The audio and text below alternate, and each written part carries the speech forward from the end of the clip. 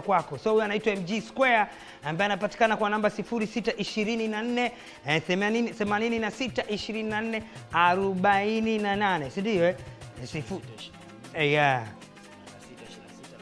Bwana ni 0624 86 26 48. Na kwenye mitandao ya kijamii tunaandika vipi bwana? YouTube MG Square TZ, TikTok MG Square TZ, Instagram pia MG Square TZ. Ndio.